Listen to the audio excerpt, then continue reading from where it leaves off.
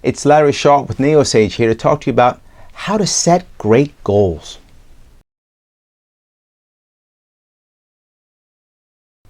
Now, when it comes to setting goals, people have lots of ideas, and sometimes they go with a SMART goal, nice, or they get goals from above, right? The boss tells you, here's your goals, or headquarters says, here are your goals.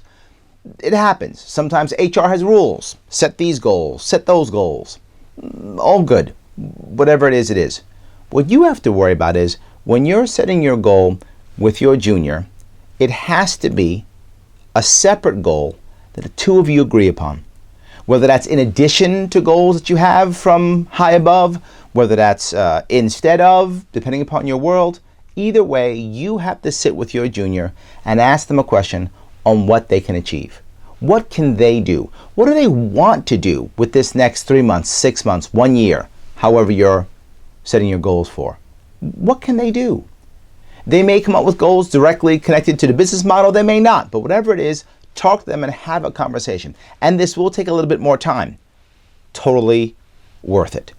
Because once they give you a goal, whatever that goal is, if you want to use your SMART rule or measure it somehow, whatever you do, you have your goal. Great. There's the goal.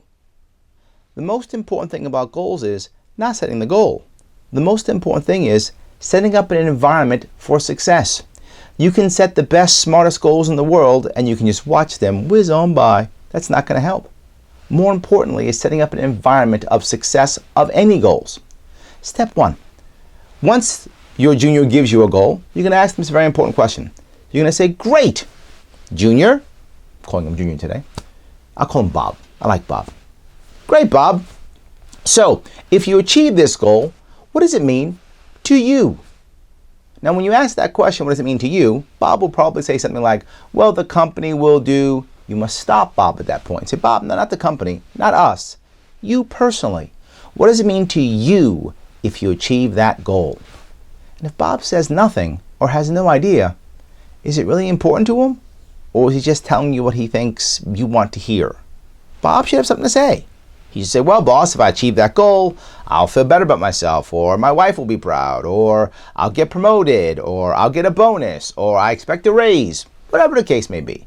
And drill down as far as you can drill down. You're going to get a raise. Great. What are you going to do? Going to take my wife to the Bahamas. Oh, great. Wife to the Bahamas. I love that. Good. That's excellent. It's great. They might say, why would I have that conversation?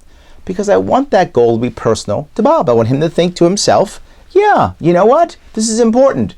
If I achieve this goal, I'm going to Bahamas. It matters to me. That's what I'm going to think. But I want one step further. I also want to ask, what happens if you fail? What's going to happen if you don't get that goal?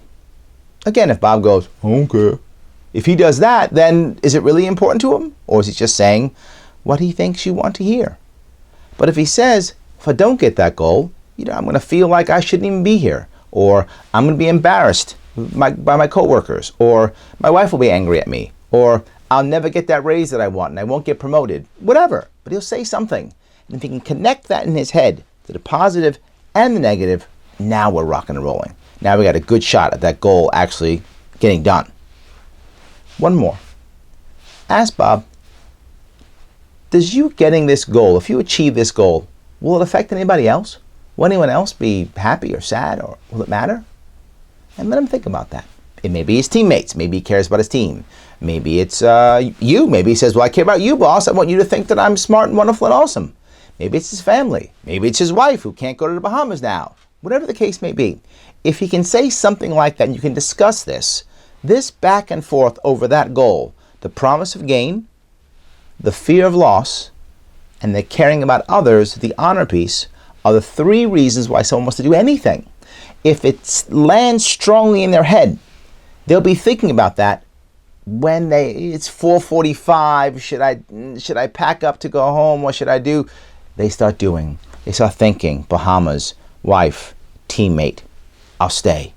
I'll put the extra effort in. I'll make the extra phone call. I'll do the extra work.